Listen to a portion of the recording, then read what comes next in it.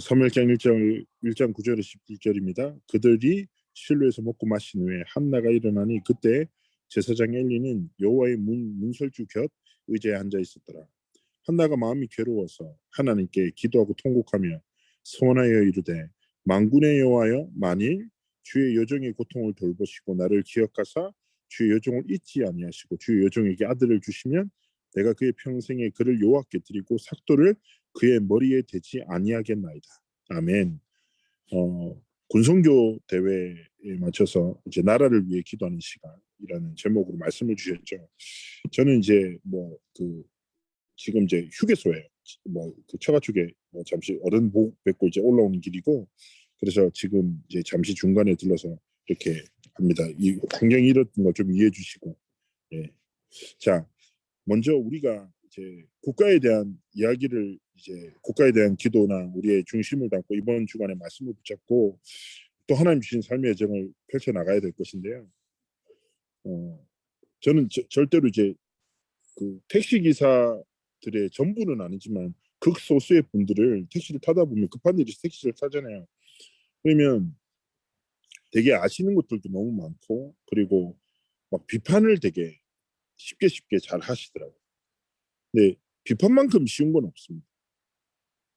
국가에 대한 비판, 정치에 대한 비판, 교회에 대한 비판, 사람에 대한 비판. 그러나 전도자는, 하나님의 진짜 부름받은 귀한 전도자는 비판하는 자가 아니라 대안을 준비하는 하나님의 사람으로, 살리는 사람으로 당연히 서야 되겠죠. 그래서 국가를 향한 비판은 너무 쉽지만 하나님 우리에게 원하시는 것이 무엇일까요? 진짜 국가를 위한, 우리가 이런저런 상황들 때문에, 사람들 때문에 비판할 수 있죠. 그러나 정말 하나님 앞에서 우리는요, 비판하는 자가 아니라 하나님 앞에서 대안을 제시하는 그리스도인으로 이제 당연히 서야 될 것인데, 잘 아시는 대로 정말 중요한 위기 때 하나님 앞에 모든 세상과 사람의 방법을 내놓고, 잘 아시는 대로 히스기야 왕은 아수르 군대, 어쩌면 히스기야 왕은 하나님 앞에서 믿음으로 결단했거든요. 뭐냐면 왕이 되자마자 이스라엘 전역에 있던 우상을 다 깨뜨려요. 얼마나 멋있어요. 하나님 기뻐하시는 일이에요. 그리고 우상 섬기는 자들이 섬기지 않겠다. 우리는 하나님만 섬긴다. 그리고 아수르에 바치던 조공을 끊어버리는 거죠. 그리고 하나님 앞에 복음을 회복하는, 성전을 회복하는 중요한 심부름을 하죠. 자, 그러면 히스기야 왕은 믿음에 선택했고 복음을 붙잡고 살았고 믿음으로 도전했는데 현실은 어떤 일이 일어났어요? 아수르 사네립 왕이 본보기로 삼겠다 이거예요. 너희들을 본보기로 삼아서 통치하는 수많은 나라들이 너희들을 공개적으로 그렇게 만들겠다. 그렇게 결단하고 18만 5천 명이라는 어마어마한 대군을 데리고 히스기야 왕을 이렇게 쉽게 얘기하면 그 성을 둘러싸버립니다. 근데요, 히스기야가 처음에는 방법을 쓰죠. 애굽의 원조도 구해보고, 또 두려움에 성전에 있던 보물을 다 떼다가 봐달라고 다시 갖다 주기도 해요. 그런데 너무 강경하죠. 국가의 큰 위기 속에서 히스기야는 이 방법 저 방법도 써봤어요. 그런데 어쩌면 하나님은 진짜 히스기야가 이미 우상을 파하고 우상 섬기는 자들을 섬기지 않기로 결단했던 그 믿음을 받으시고 이 사건을 준비하신 건데, 히스기야는 그것을 보지 못하고 문제를 두고 기도하고 방법을 찾고 노력하잖아요. 근데 진짜 하나님 앞에서 그 서신을 딱 두고 무릎 꿇고 기도할 때 그 국가의 재앙이 아니라 뭐요? 하나님의 가장 큰 영광을 나타내는 시간표로 하나님께서 이끄시는 거죠. 모세 어머니였던 요게벳도 마찬가지였어요. 그래서 어쩌면 우리는 방법으로 경험으로 살아가지만 하나님은 진짜 하나님의 뜻과 계획을 따라 기도하기 원하십니다. 그래서 기도 제목이, 나를 향하던 기도 제목을 하나님이 보시는 나, 하나님이 주신 나의 것, 하나님이 진짜 원하시는 나의 현장을 진짜 향할 때 하나님이 가장 기뻐하시는 기도가 시작되죠. 한나 역시 마찬가지였습니다. 몸종이 아이를 낳고 자기를 무시해. 왜 나만 아이가 없어? 왜 내게 이 문제가 있어? 히스기야 왕도 모세 어머니 요게벳도 그렇고 한나 역시 마찬가지였어요. 시작점은 뭐예요? 문제예요. 위기였어요. 근데 대부분 사람들이 문제와 위기에 갇히는데 진짜 문제와 위기 속에 있는 하나님의 뜻과 계획을 다 본 사람. 우리도 마찬가지랍니다. 문제와 위기를 보고 비판하고 원망하고 불신하는 게 얼마나 쉽습니까? 근데 그때 진짜 하나님이 원하시는 언약 가진 자의 정말 기도 속으로 들어가는 사람이 없다. 그럼 마찬가지인 거죠. 우리 역시 뭐예요? 한나가 처음에는 자신의 상처로 딱 시작됐는데 왜 내게 아이가 없지? 왜 나만 아이가 없지? 왜 이런 문제를 하나님 나에게 주셨을까? 이게 기도의 시작이었어요. 근데 그 기도가 어떻게 발전합니까? 내게 아이가 없는 게 아니라 이 시대에 아이들은 많은데 하나님이 원하시는 아이가 없다. 내 문제 속에서 이 시대를 향한 하나님이 진짜 원하시는 계획을 딱 보시죠. 그때 뭐합니까? 하나님, 주의 여정을 고통을 돌보시되 정말 하나님이 원하시는 나시리는 무엇입니까? 나면서부터 하나님의 것으로 완전히 구별되는 성전에서 자라고 하나님 앞에 쓰임받는 귀한 아이로 하나님이 축복해 줍니다. 잘 보세요. 어떻게 보면 한 위기 속에 있던 고통 속에 있던 한 사람이 언약 붙잡고 기도하는데 그게 뭐예요? 나라 전체를 회복시키는 가장 중요한 응답의 시작이 됩니다. 그렇습니다. 우리는 하나님의 놀라운 뜻과 계획을 다 알 수 없습니다. 예레미야 33장 1절에서 3절에서 분명히 하잖아요. 너는 내게 부르짖으라. 우리는 우리의 고통의 문제 가지고 우리의 위기를 가지고 조금만 복음 붙잡고 몸부림치면서 하나님이 원하시는 기도 속으로 들어가요. 그런데 하나님 뭐라고 하십니까? 내게 응답하겠고 네가 알지 못하는 크고 비밀한 일들을 은밀한 일들을 너는 지금 기도하지만 네가 상상도 할 수 없는 하나님의 뜻과 계획을 펼쳐 나가신다. 언약을 완성시켜 나가신다. 그렇게 우리는 무엇입니까? 오늘 언약을 붙잡고 진짜 복음을 붙잡고 기도 속에서 살아가죠. 자, 그래서 제목을 조금만 바꿨으면 좋겠어요. 뭐냐? 나라를 위해서 기도하는 시간일 수도 있고 뭐요? 우리의 후대를 위해서 기도하는 시간, 미래를 위해서 기도하는 시간. 어떤 것이든 하나님의 언약을 진짜 붙잡고 시작할 때 하나님 역사를 시작하신다. 이걸 딱 붙잡고 뭡니까? 첫 번째 뭐예요? 진짜 기도하는 순간에 가장 먼저 뭐예요? 재앙이 무너진다. 완전히 재앙이 무너진다. 자, 하나님이 우리에게 중요한 응답을 주셨지요. 이게 무엇입니까? 한 사람이 국가를 위해 시대를 위해 나시는 한 사람을 달라고 딱 기도했잖아요. 그때 하나님이 주신 응답이 있습니다.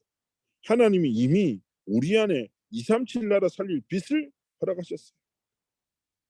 그런데 237 나라 중에 우리에게 맡기신 수많은 나라가 있겠지만 가장 중요한 나라는 바로 대한민국입니다. 하나님은 대한민국에서 우리의 삶을 허락하셨고 우리를 살아오게 하셨으며 이 시간표 속에서 전도자를 만나 복음 운동의 대열 속으로 이끄셨습니다. 얼마나 중요한 응답입니까? 그리고 하나님은 대한민국을 살릴 복음의 빛을 우리 안에 주셨어요. 그래서 뭡니까? 이 사실을 믿고 어둠이 가득하지만 어두우면 어두울수록 빛은 뭐예요? 선명하게 드러나. 그죠? 시대가 어둡지만 하나님은 그 어두운 시대를 살릴 생명의 빛 대신 예수 그리스도의 복음을 우리에게 주셨어요. 시대의 어둠을 보고 두려워할 것이 아니라 하나님이 주신 복음을 딱 빛을 붙잡고 뭐예요? 기도 속으로 들어가야 되는데 어떤 기도를 시작하게 됩니까? 첫 번째 뭐예요? 보좌의 축복으로 역사하는 남은 자의 기도가 시작되는 응답을 받아요. 우리의 기도가 뭐예요? 남은 자의 기도. 하나님이 지금도 성삼위 하나님께서 보좌의 축복으로 말씀을 성취하시고 기도 응답하시며 전도 선교 렘넌트 운동의 언약을 완성시키고 나갔어요. 근데 이 하나님이 성삼위 하나님이 일하시는 방법이 무엇입니까? 복음 가진 남은 자를 통해서 그 일을 시작하시는 거예요. 그래서 우리의 인생이 성삼위 하나님이 역사하시는 그 역사와 내가 살아가는 오늘의 방향이 맞아지기를 원하시는 거예요. 남은 자의 기도가 무엇입니까? 남은 자를 구별하는 것은 한 가지입니다. 그 사람의 학력이나 가진 것이나 인격이나 성품이 아니라 무엇입니까? 하나님이 주신 복음이 구별되게 하는 것입니다. 남은 자의 기도는 무엇일까요? 복음 누리는 기도. 진짜 복음을 누리는 기도 시작하기를 원하십니다. 하나님, 진짜 복음의 능력이 임할 때, 빛이 임할 때 뭐예요? 모든 재앙은 무너집니다. 이런 말 있는 거 아시죠? 마르틴 루터가 이런 얘기 했잖아요. 종교개혁자. 개나 마귀는 엎드리면 도망가. 개는 왜요? 돌멩이를 줄까 봐. 마귀는 왜요? 기도할까 봐. 진짜 그리스도인이 남은 자가 복음 누리는 기도, 복음을 선포하는 기도로 시작할 때 모든 어둠은 다. 자, 어두운 방에 불을 딱 켜는 순간 그 동시에 빛이 임하는 순간에 어둠은 공존할 수가 없어요. 사라지게 돼요. 그래서 뭐예요? 모든 곳에서 뭐예요? 복음 누리는 기도할 때 어둠은 떠나가고 재앙은 무너진다. 두 번째 무엇입니까? 시공간을 초월하는 순례자의 기도가 시작되는 응답을 받는 것입니다. 시공간을 초월하는 순례자의 기도가 무엇입니까? 아까 말씀드렸잖아요. 대부분 사람들의 기도가 무엇입니까? 자신의 필요예요. 내 필요 따라서 기도해요. 문제 따라 기도하고 위기 따라 기도해요. 순례자는 무엇입니까? 필요를 아시고 공급하시는 하나님, 위기보다 더 큰 계획으로 이끄시는 하나님. 순례자의 기도는 무엇입니까? 시공간을 초월하여 지금도 역사하시는 하나님만 바라보는 기도, 하나님을 신뢰하는 기도. 저는 그런 일이 있었어요. 사역을 하는데 어린 한 아이가 초등학생이었는데요. 골류감에 걸린 거죠. 그 암이 진행되는 과정에서 그분이 저에게 사역을 좀 부탁하셨어요. 그래서 제가 원자력 병원에 가서 사역을 했는데, 애가 개그맨이 돼서 복음을 전하고 싶었던 랩런트였어요. 이게 아시다시피 어린아이들은 이게 그 병이 빨리빨리 진행되죠. 막 너무 가슴 아파. 화도 나고 이해가 안 돼. 왜? 진짜 죽을 놈도 저렇게 많은데 저런 애들은 왜 건강하지? 왜 이렇게 사랑스럽고 귀한 랩런트가 이렇게 빨리빨리 시간표를 만나지? 어느 날은 암이 퍼져가지고 다리를 잘라내야 된답니다. 눈물 나. 근데 내가 그래서 또 가서 이제 복음 전하고 하는데 이 친구가 분명히 다리가 잘려서 없는데 발가락이 간지럽다고 긁어 다녀. 너무 가슴 아파. 그런데 하나님의 시간표로 그 아이가 처음 갔어요. 처음에 막 원망도 되고 낙심도 되더라고요. 하나님 왜 그러시냐고. 하나님 왜 이런 문제 위기를 주시고 왜 이런 사건을 주시고 너무 답답하다. 막 이런 생각하고 있어요. 그리고 이게 막 정리가 잘 안 되더라고요. 그리고 한 달이 지난 날 제가 너무 마음이 아파서 장례식도 못 갔다. 근데 이제 어머니가 전화 오시고 집사님 전사님 잘 지내셨어요? 네네네 잘 지냈습니다. 그래서 별말 못하고 있는데 근데요 하나님이 모든 것을 다 준비하신 것 같아요. 무슨 말씀이세요? 그러니까 우리 아들이 투병 생활 중에 이 아이를 통해서 가문의 수많은 사람들에게 복음이 전해요. 무슨 말씀이세요? 이 아이가 하나님 앞에서 전도자로 복음 전하는 사람들을 즐겁게 함을 통해서 복음을 전하는 사람 되고 싶었는데 대부분의 친척들이 너무 가슴 아파서 위로하려고 왔잖아요. 근데 이 아이가 복음을 누리는 행복 속에서 또라는 오히려 그 사람들을 위로하고 복음을 증가함을 통해서 그 가문에 하나님의 살아계심과 하나님의 복음이 증거했다. 그래서 하나님이 가문 살리라고 우리 아들을 선물로 주신 것 같아요. 그 얘기를 듣는데 눈물이 막 나요. 그러면서 제가 그때 어떤 신앙 고백했냐면 하나님 저는요 다 이해할 수 없습니다.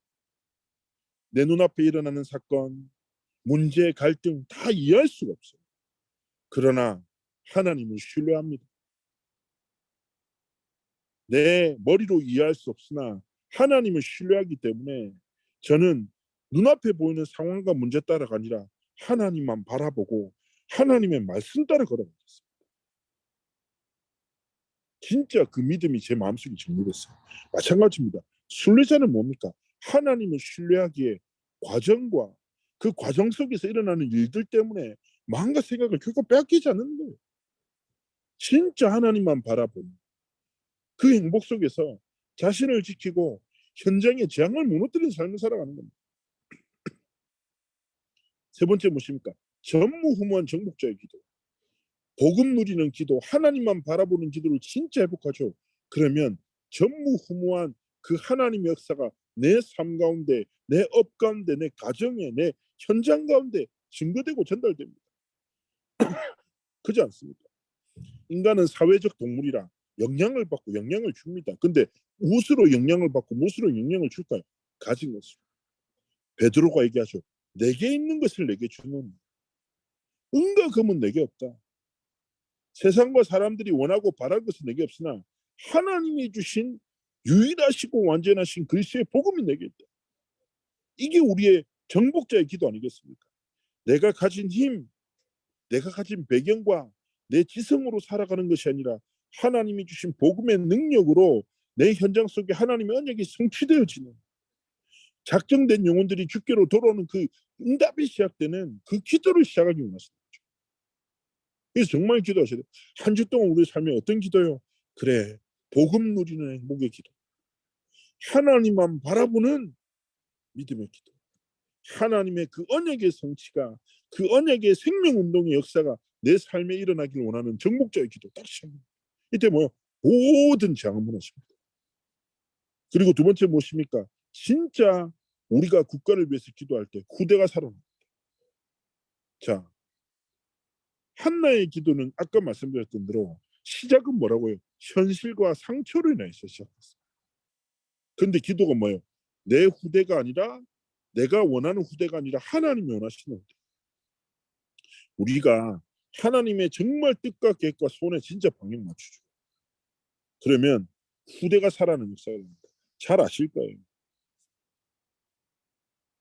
어떤 문제와 어떤 한계와 어떤 불신앙이 오든지 우리는 한계를 넘어서기 위한 싸움, 불신앙을 이기기 위한 싸움 하면 안 됩니다. 우리의 싸움 무엇입니까? 복음에 집중하고 복음을 누리는 영적 싸움 속으로 들어가야 돼요. 그런데 이게 무슨 말인지 잘 아실 거예요. 국가를 위해 기도할 때 정말 무슨 말입니까?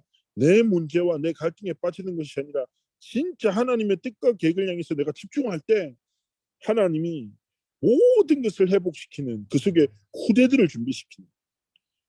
나시린으로 태어났던 사무엘은 누굽니까? 어릴 때부터 언약궤 곁에 있었고 영적인 힘을 가지고 실력 있는 지도자로 자랐고, 그리고 왕정 시대의 꽃을 피웠던 다윗과 같은 지도자를 후대로 키웠던 중요한 영적인 지도자였습니다. 마찬가지입니다. 우리의 후대가, 우리의 다음 세대가 뭐요? 이러한 영적인 지도자로, 렘넌트를 또 키우는 렘넌트 지도자로 하나님 앞에 서기를 원하시는 거죠. 그래서 정말 저는 하나님 앞에서 소원하는 게 뭡니까? 이런 말 있잖아요. 사람은, 호랑이는 죽어서 가죽을 남기고 사람은 죽어서 이름을 남기지만 전도자는 죽어서 뭘 남깁니까? 언약을 남기고 제자를 남기고 렘넌트를 남기는 것입니다. 그래서 우리가 하나님 앞에서 다음 세대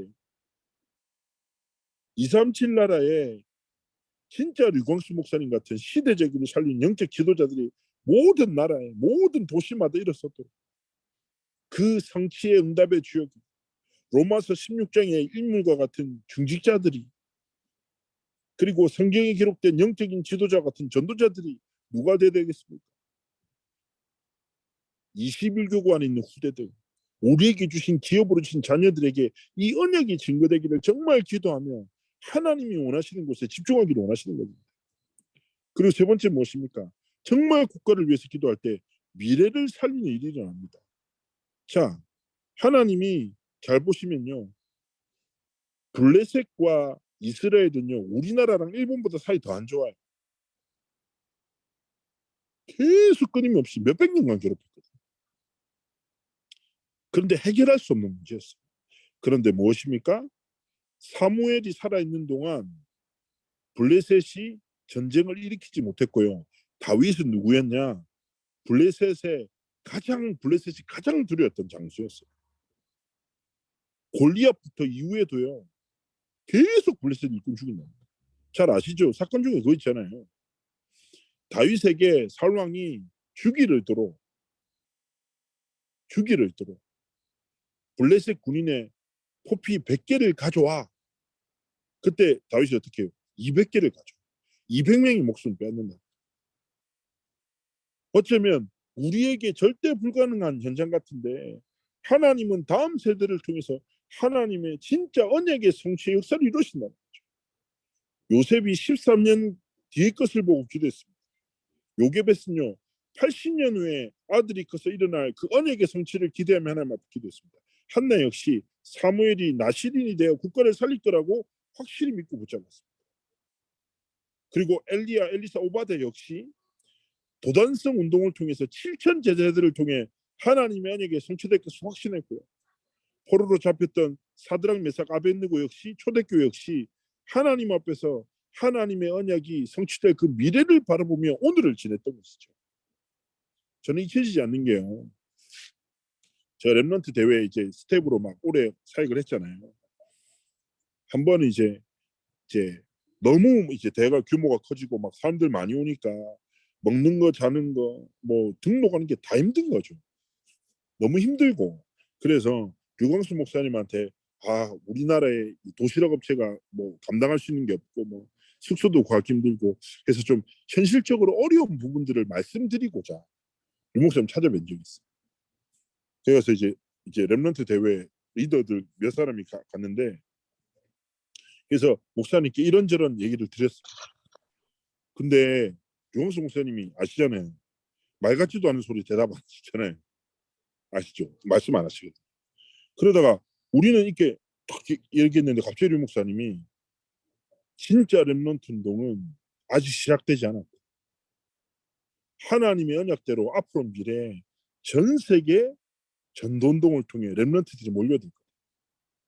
그 미래를 바라보면서 그릇을 준비해라. 이것이 너희들이 해야 돼. 그때요. 다들 그랬어요. 머리가 땡 했던. 우리는 전도자를 통해서 선포되는 계속 말씀을 237 치유 서밋도요. 사실은 얼마나 믿을지 모르겠어요. 믿음의 깊이가 다일 거라서입니다. 근데 전도자는 하나님의 언약의 성취를 미래를 바라보고 오늘을 살리는 진짜 그런 삶과 이정을 걸어가요. 그래서 제가 그때 렘넌트 사역자들이 그렇다.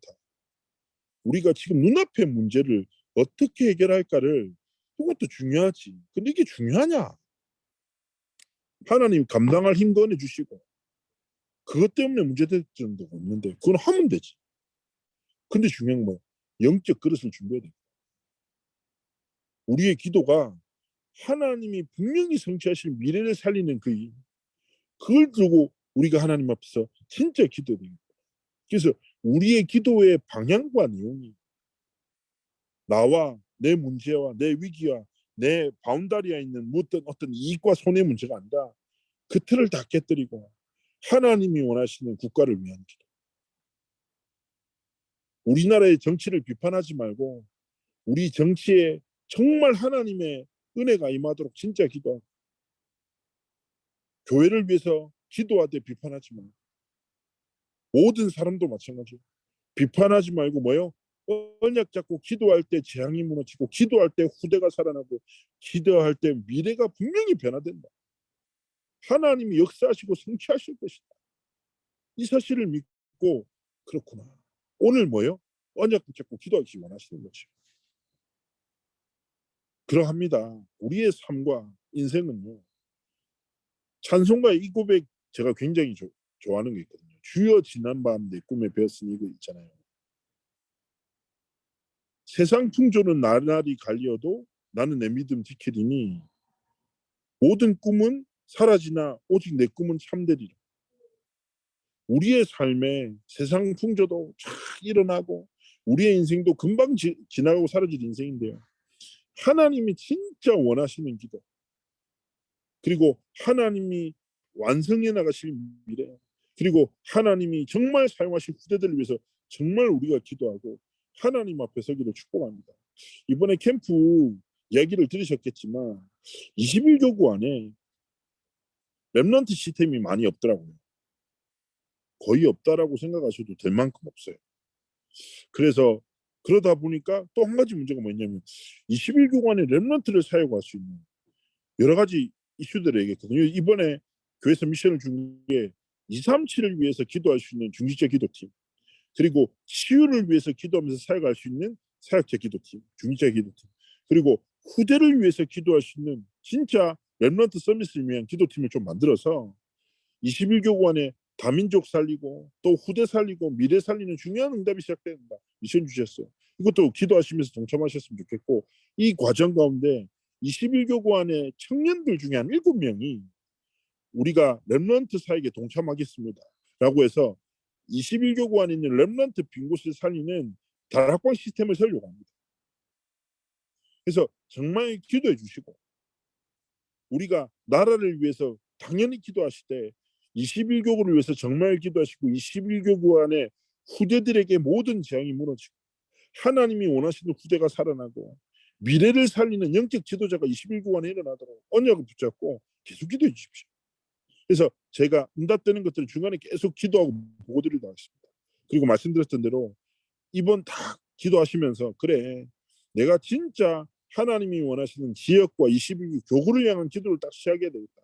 기도하시면서 내가 237 나라에 좀 마음이 있다, 내 237 나라의 제자를 돕겠다, 그렇게 결단하신 분 있다면 또 소통해 주시고, 나는 치유에 대해서 하나님 주신 은혜와 응답이 있다, 함께 기도하고 응답받고 싶다, 렘넌트를 진짜 돕고 살리고 싶다 라는 기도 속에서 하나님이 중심을 주신다면 함께 소통해서 21개국 안에 이런 사역들을 시작하는 중요한 시스템이 이번에 세워졌으면 좋겠습니다.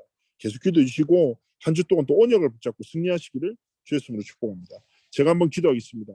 살아계신 하나님, 하나님께 감사를 드립니다. 이 시간 하나님, 우리의 삶에 많은 상황과 한계와 갈등이 있으나 오직 하나님의 말씀 앞에 서서 국가를 위하는 정말 하나님이 원하시는 기도를 시작하게 하시고, 교구를 향한 하나님이 원하시는 기도, 우리 후대들을 향한 가문과 현장을 향한 진짜 하나님이 원하시는 기도를 시작하도록 축복하여 주옵소서. 남은 자의 기도, 순례자의 기도, 정복자의 기도를 통하여 성삼위 하나님께서 모든 재앙을 무너뜨리시고 후대를 일으키시며 미래를 살리는 하나님의 성취와 그 역사가 있도록, 그 하나님의 역사 속에 우리의 삶이 온전히 하나님께 드려지도록 함께 하시고 축복하여 주옵소서. 우리 귀한 구역장 권사님 한 분 한 분의 모든 삶의 현장에 이 시간 하나님께서 은혜를 다하시고, 육신의 연약함이 있다면 치유하시며, 위기를 만났다면 하나님께서 모든 막힘을 여시고, 하나님의 복음과 하나님의 나라를 위해서 마음껏 헌신하도록 주님께서 성령 충만함의 오력을 주님께서 회복시키시고 하나님이 큰 영광 받아 주옵소서. 감사드리며 살아계신 주 예수 그리스도의 이름으로 기도합나이다. 아멘.